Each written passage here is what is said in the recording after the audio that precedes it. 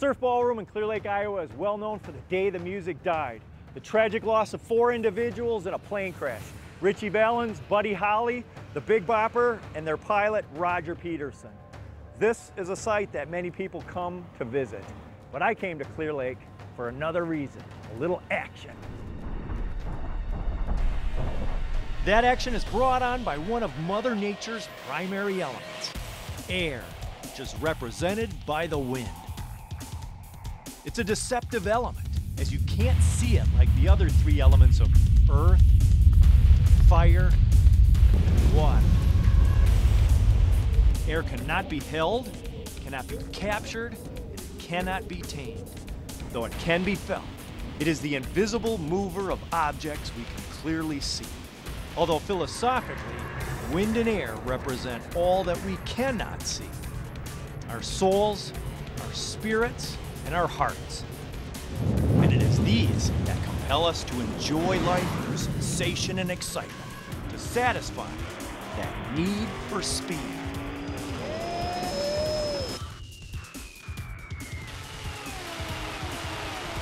A real adrenaline rush, especially when you have a high wind. You can reach incredible speeds. Some of these ice boats are capable of doing, like this one, if it's perfect condition, it's been known to go 110 miles an hour. We get them to go 70. Wow, with the boat screaming that fast, you might be too. I was introduced to it at a young age by my aunt and uncle, and have grown up in a community that goes out in ice boats. So it's just an activity that's a lot of adrenaline. It's really fun to introduce new people to it and get them on a good run, go fast, and bring them in and see their reactions. When you're out ice boating, you're going so fast and so powerful that the adrenaline, the speed, the power of the boats, the acceleration, just kind of overload with senses. But then at the same time, when you get in the zone and you're going fast, you know, it's just real peaceful, and you can just kind of sit back and you're not having to do a lot except go fast and enjoy the ride. One's focus can be so acute at such extreme velocity that there's an awareness of nothing else.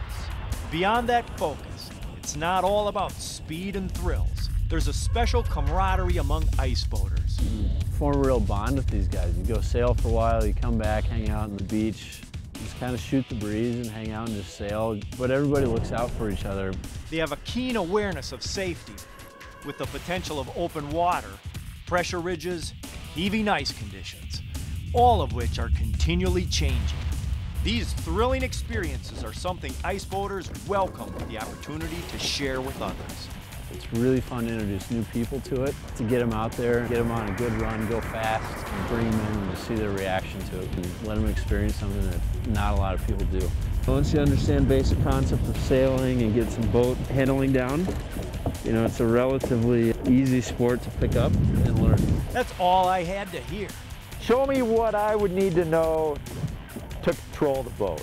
Down at my feet, I have 2 pedals, the left and right pedal. Okay. Left steers left. Okay, and that's moving the runner in front. Yep. And then you also have the steering wheel that's going to help steer. So you have 2 ways to steer. My lesson began with the basic elements of control, the steering wheel, foot pedals, and main sheet to control the sail. And it ended with an epiphany that made it seem so familiar. That's just like sailing with sailboats on the water. Yep, same exact thing. We're sailing. Yeah. All right, here we go. Your main sheet. Okay. So you take the pedals. There you go. Nice and simple. It's an easy crossover into a thrilling world. This seems like an activity you could do this all day.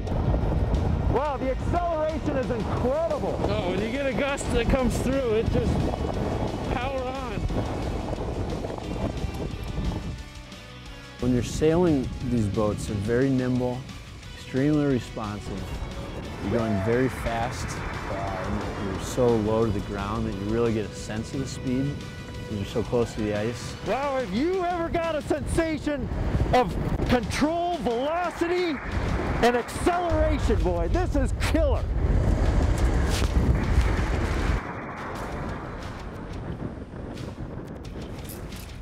It's easy to get the hang of that once, you start, gently getting into it and feeling the sensation of the wind. Yep. When you get some experience and you learn how to sail the boat with good boat handling and understand the wind and how it reacts to the wind puffs, the gusts, you can really start cranking down and pushing the limits, go faster and faster, and that's kind of the thrill of, you know, trying to hit that next puff and get that acceleration.